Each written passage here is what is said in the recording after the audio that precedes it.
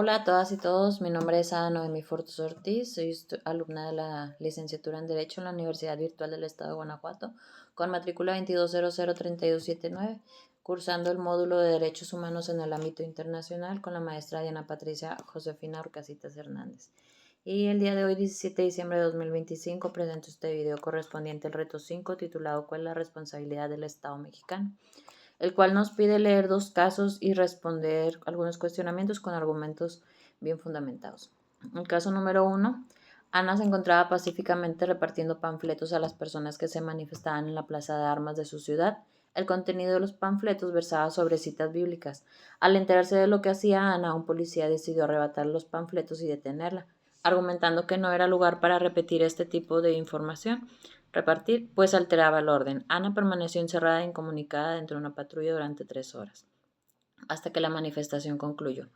Posteriormente, el policía la trasladó a Barandilla, donde recibió burlas y calificativos peyorativos por el personal de seguridad pública. Luego de un día detenida, la dejaron en libertad. Ana denunció el hecho ante la Fiscalía General del Estado, así como ante la Comisión Estatal de Derechos Humanos. Ambas instituciones omitieron el inicio de cualquier procedimiento, por lo cual Ana acudió a la Justicia Federal, donde resolvieron incompetencia para conocer del asunto. 2 años después, Ana presentó su caso ante la Corte Internacional de Derechos Humanos. La pregunta es, ¿consideras que existe responsabilidad por parte del Estado mexicano? Bueno, yo considero que sí, que absolutamente existe responsabilidad del Estado mexicano, ya que en base a los hechos que se narran y conforme a los estándares de la Convención Americana y de la Constitución mexicana, así como las jurisprudencias emitidas por la Corte Interamericana, pues se cometieron violaciones a los derechos humanos de Ana, que por supuesto son atribuibles al Estado, ya que para empezar, violaron la libertad de expresión y libertad religiosa que tiene Ana. Ella se encontraba repartiendo panfletos de manera pacífica en un espacio público, y pues esta es una conducta que está protegida por los artículos 6 y 7 de la Constitución mexicana, que garantizan la libertad de expresión, así como el artículo 24 constitucional, que reconoce la libertad de convicciones éticas, de conciencia y de religión. También los artículos 2 y 13 de la Convención, que protegen la libertad religiosa y la libertad del pensamiento y expresión. Ahora, según lo manifestado, pues la actuación de los policías de arrebatar los panfletos y detenerla bajo el argumento genérico de alterar el orden, pues constituye una restricción arbitraria y desproporcionada que está prohibida por el derecho internacional, ya que no se acreditó que hubiera necesidad legítima ni ninguna afectación real al orden público. Ahora, la detención arbitraria y el trato degradante, la privación de la libertad durante más de 24 horas, sin ninguna orden judicial, no fue en flagrancia, y la incomunicación dentro de una patrulla por 3 horas violan el artículo 16 constitucional sobre la seguridad jurídica y el artículo 7 de la Convención sobre el derecho a la libertad personal. Ahora, además de todo esto, las burlas y calificativos peyorativos por parte del personal de seguridad pública constituyen un trato cruel, inhumano, degradante, que está prohibido por el artículo 22 constitucional y el artículo 5 de la Convención. Después de esto, la omisión que hizo la Fiscalía y la Comisión Estatal de Derechos Humanos de iniciar procedimientos, así como la declaración de incompetencia por parte de la Justicia Federal, pues configuran una violación a los artículos 8 y 25 de la Convención relativos a las garantías judiciales y a la protección judicial efectiva. Entonces, la Corte Internacional de Derechos Humanos ha sostenido reiteradamente que la inactividad estatal, la dilación o la negativa injustificada a investigar constituyen por sí mismos una violación a los derechos humanos. Y bueno, conforme al artículo 1.1 de dicha convención, pues el Estado es responsable no solo por los actos directos de sus agentes, que eran el policía y el personal de seguridad, sino también por tolerar, por no investigar ni sancionar las violaciones cometidas por ellos mismos.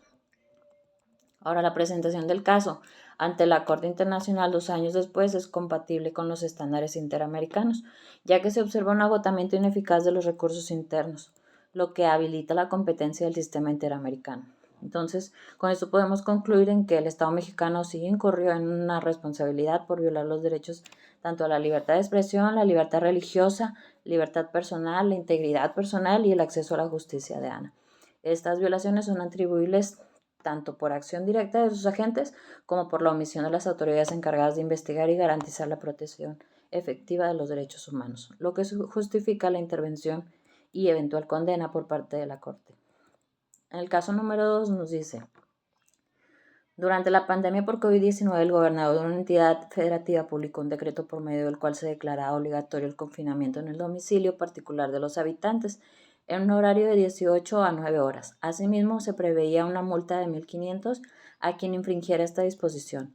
De no contar con recursos para el pago de la multa, el decreto previó 36 horas de arresto. Andrés, un hombre de 34 años de edad, en situación de calle, caminaba por la avenida principal de la ciudad a las 20 horas, cuando un militar lo vio, lo detuvo y lo presentó a la Secretaría de Seguridad Pública, donde le fue exigido el pago de la multa. Andrés argumentó no tener casa, habitación, familia ni dinero para pagar la multa. Como consecuencia, fue privado de la libertad durante 36 horas y boletinado con fotografía incluida en redes sociales como el primer detenido, un sinvergüenza capaz de negar a su familia con tal de no pagar la multa. Derivado de lo anterior, fue localizado por una asociación civil, a través de la cual se planteó su caso en jurisdicción militar y ordinaria hasta ponerse de conocimiento con la Corte Internacional de Derechos Humanos. La pregunta es la misma. ¿Consideras que existe responsabilidad por parte del Estado mexicano? Bueno, pues sí existe responsabilidad del Estado mexicano porque los hechos descritos configuran múltiples violaciones a derechos humanos que son imputables a autoridades estatales y militares, contrarias tanto al orden constitucional mexicano como a la Convención Americana o como la jurisprudencia de la Corte Interamericana. De principio, el gobernador emitió un decreto que restringió la libertad personal y de tránsito, imponiendo el arresto administrativo de 36 horas para quien no pudiera pagar una multa. Sin embargo, el artículo 16 constitucional y el artículo 7 de la Convención exigen que toda privación de la libertad se encuentre prevista en ley formal, no en un decreto administrativo.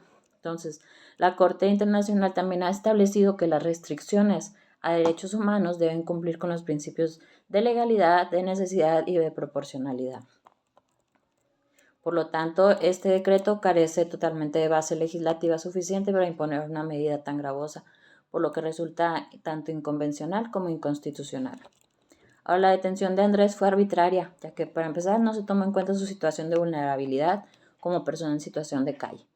Ahora, la sanción fue aplicada de forma automática, sin análisis individual ni autoridad judicial. El arresto de 36 horas funcionó como una pena encubierta por pobreza, que eso está prohibido por el artículo 1 constitucional, que habla sobre el principio de igualdad y no discriminación. Esto vulnera también los artículos 7 y 24 de la Convención. Y pues la aplicación de la multa y el arresto tuvo un impacto desproporcionado en Andrés, derivado de su condición económica y social.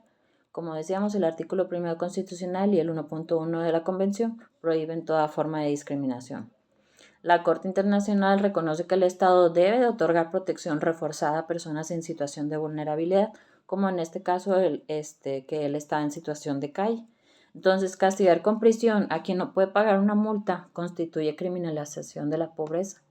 Ahora, después de esto, la difusión de la fotografía de Andrés en redes sociales, acompañada de expresiones ofensivas, vulnera el artículo 11 de la Convención sobre la protección de la honra y dignidad, así como el artículo 6 constitucional sobre el derecho al honor y la reputación.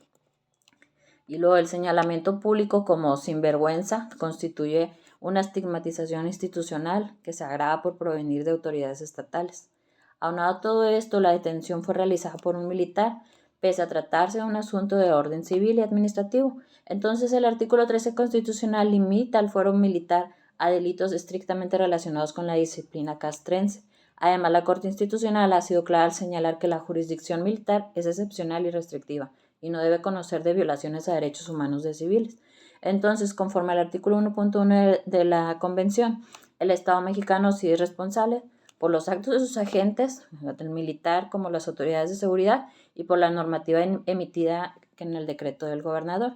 También por la tolerancia y falta de corrección frente a las prácticas discriminatorias y estigmatizantes. De esta manera, la intervención del sistema interamericano se encuentra justificada ante la ineficiencia y la inadecuación de los recursos internos, así como por la participación indebida de la jurisdicción militar.